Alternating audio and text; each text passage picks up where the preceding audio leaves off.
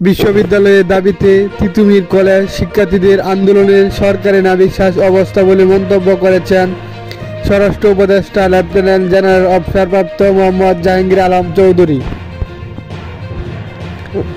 সোমবার ৩ ফেব্রুয়ারি মহান শহীদ দিবস ও আন্তর্জাতিক মাতৃভাষা দিবস ২০২৫ সুষ্ঠুভাবে উদযাপন লক্ষ্যে সচিবালয়ে আইন শৃঙ্খলা সংক্রান্ত সভা শেষে সাংবাদিকদের ব্রিফ তিনি এই কথা বলেন। স্বরাষ্ট্র উপদেষ্টা বলেন, তিতুমির কলেজকে বিশ্ববিদ্যালয় হিসেবে ঘোষণা দেওয়ার দাবিতে যে আন্দোলন, তাতে জনগণের নাবিশ্বাস উঠেছে এবং সরকারেরও নাবিশ্বাস অবস্থা। তিনি বলেন, দেশের লোকজনকে আন্দোলনকারীরা অতিষ্ঠ করে ফেলেছে।